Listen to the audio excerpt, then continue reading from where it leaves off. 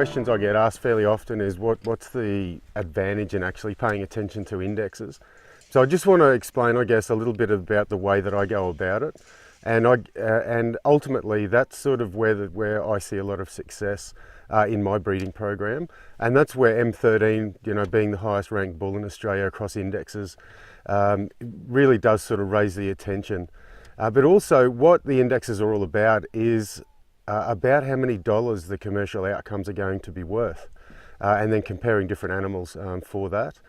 Certainly commercial animals and sort of show animals are very different. The show animals are pampered, but the commercial outcomes are not really that important. It's more about the way the animal looks, their temperament and so forth. Whereas what we're trying to do in the stud game here at Clunes Crossing is breed perfect structure, but also to add good commercial outcomes. And one way that we measure that is through the indexes.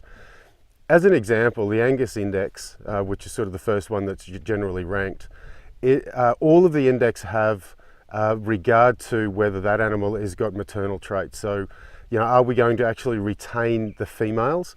So all of the indexes that I'm going to go through assumes that you're going to keep the female progeny.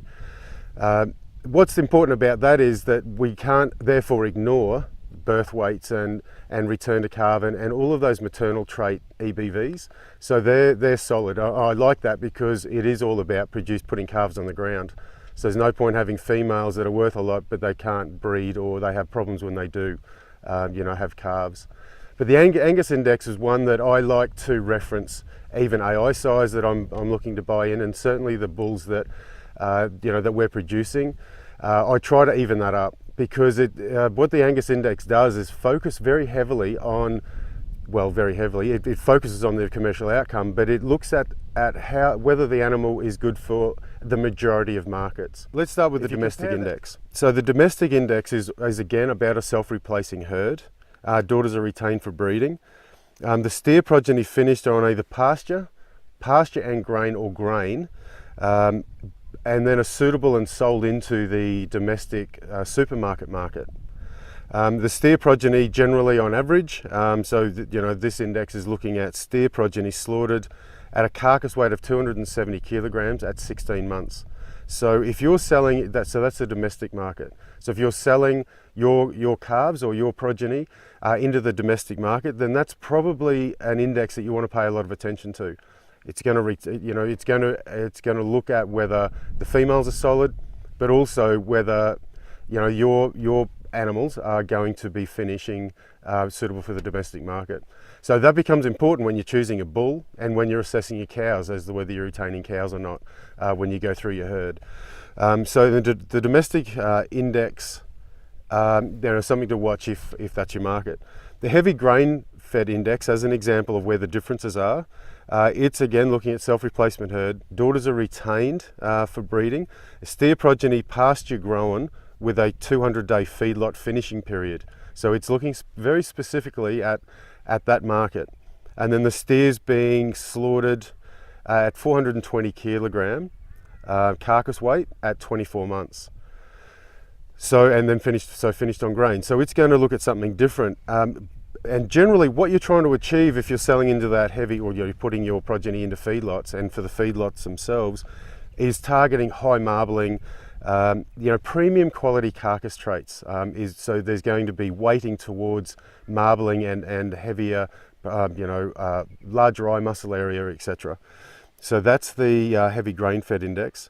And then the heavy grass fed, again, it's all about a self-replacement herd. Daughters retained for breeding. Steer progeny finished on grass, obviously. And then the steer progeny slaughtered at a carcass weight of 340 kilos at 22 months of age, and eating quality traits important to the MSA. So it's very realistic. If you're finishing your steers on grass and then selling them, at the 650 live weight, 340 kilogram carcass weight at 22 months, then that's the index you really want to have a look at. Being that many of our clients have got many different markets that they're aiming for, I focus a lot on the Angus breed index. M3 as an example, he sort of topped the grass and the grain. But across the board, when if you were to do a search and you put his indexes into a search and then look for animals with those traits or better, then he lands as number one. So he's sort of the best all-round option. And it's the same with his brothers. They come from the same breeding in the cows, as in the cows were by Berkeley and then side by Profit. And that for us has worked extremely well insofar as the structure is very good and the indexes are all lining up.